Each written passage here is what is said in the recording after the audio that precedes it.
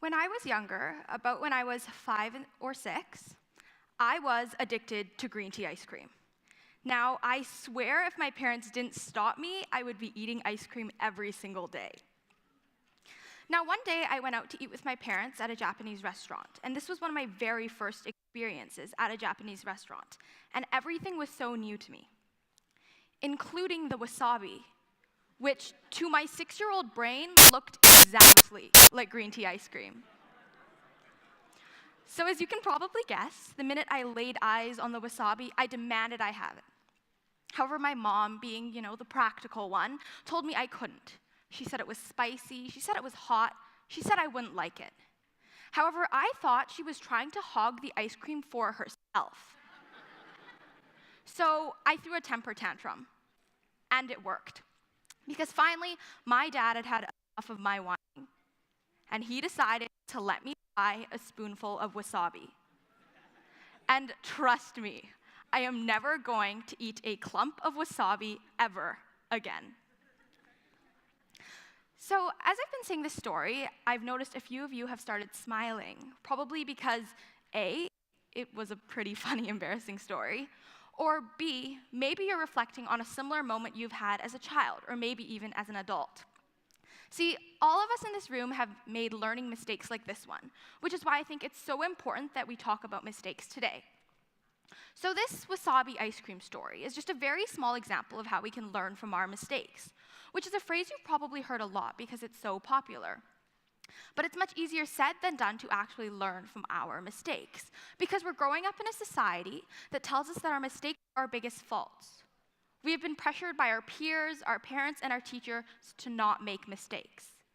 And I get it, because none of us want to look bad in front of our parents, teachers, or peers. None of us want to reveal to the world that we're wrong sometimes and that we make errors, because we're ultimately afraid of the consequences of these mistakes and being disappointed with failure. I started thinking about mistakes and the consequences of mistakes a few months ago at a MUN conference. For those of you who don't know, MUN stands for Model United Nations, and it's a forum where students come together and discuss different political issues. Now, as you might be able to guess, I am a pretty talkative person, and I especially love talking about global politics and collaborating with other students. So MUN seems like something that's right up my alley. But the interesting thing was, at these conferences, I wouldn't say a word. I would just sit in my chair and not speak up and not share the opinions that I had. And it took me a while to figure out why. See, I loved what these conferences were about. They were about collaboration, they were about sharing ideas, and they were about talking about international politics. But I finally realized that I wasn't speaking up because I was afraid. I was afraid that if I stood up, I would stutter. I was afraid that if I stood up, I would say something that was untrue. And I didn't want to embarrass myself in front of my peers or my teachers. So instead, I decided to not say anything at all. But why is it that we're so fearful of mistakes, that we often try to avoid them at all costs? Well, it's understandable because society stigmatizes mistakes, and especially us as young people in our education system. Oftentimes, instead of congratulating answers that are right, classrooms negatively shame answers that are wrong. I mean, who wants to get their test back with more X's than check marks? But the thing is, I don't think we were born that way. I don't think we were born to avoid mistakes. In fact, I love watching babies as they learn to walk, because every time they fall, they just get up and try again. How about when you watch a toddler eat spaghetti? How much sauce do you think gets around their mouth before food actually goes in? Talk about trial and error and not being afraid to look foolish. Why did we ever grow up with this phase? Why is it that as we grow up, we have negative connotations with mistakes that prevent us from trying new things and taking risks? Maybe we could be learning something from the children and toddlers of today. In fact, my mom put me in ski lessons as a child because she thinks that kids have less fear of falling than adults, so it's easier for them to learn to ski. In fact, maybe we should switch mindsets, switch to a more childlike mindset, and in a sense, become children again, become more experimental. Because children aren't afraid of trial and error. They aren't afraid to look foolish, and maybe we could be learning something from them. But what most people fail to realize is that mistakes are often pivotal to the success of an individual.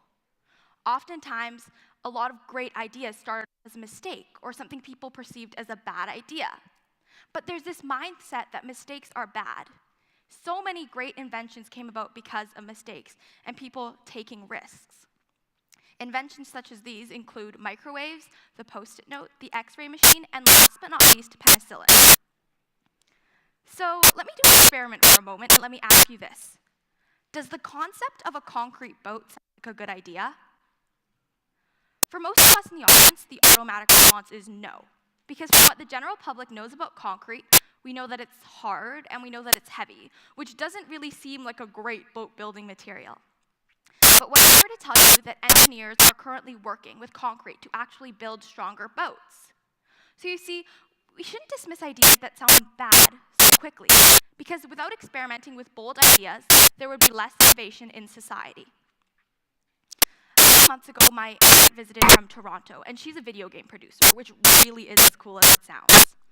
And I, being a video game enthusiast, immediately asked her about the process of how games were made.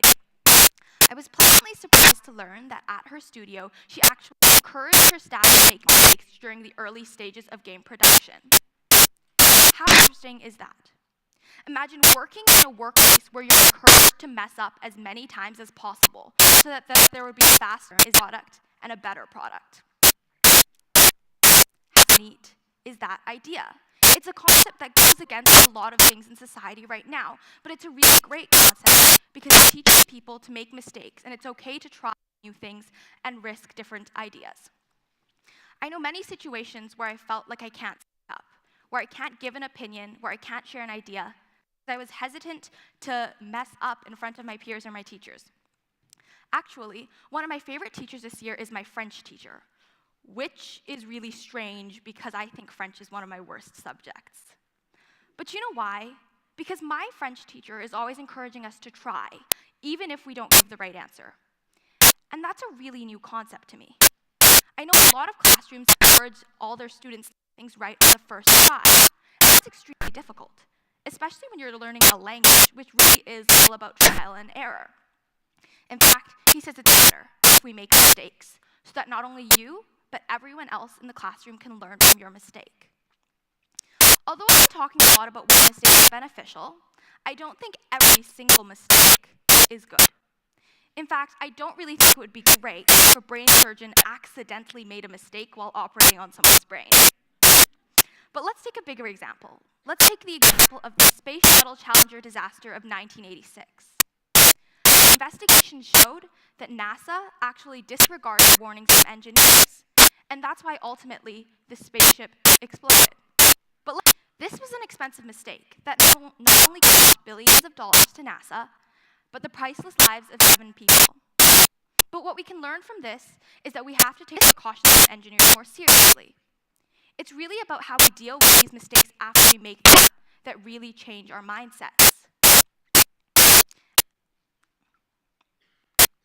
For the most part, I believe that mistakes are very beneficial. I mean, why was whiteout created and why were erasers created? Because people are expected to make mistakes, and it's okay because it's part of the learning process. In fact, here I am, taking a huge risk, speaking in front of the audience about a topic that might seem silly to people. I'm no yo-yo wizard, nor am I a science whiz. But what I am doing here today is talking about mistakes and my perspective on mistakes, because I've made a lot of them. What I've learned from a lot of them too, as I imagine many of you have. Do you remember when you were a kid, or if you're still a kid, and your parent tells you, don't touch that, it's hot. Don't go there, it's dangerous. See, our parents have this natural tendency to protect us from pain, whether it's physical or emotional. And the paradox is that we need to allow kids to feel it. It's about feeling each emotion within another and building empathy.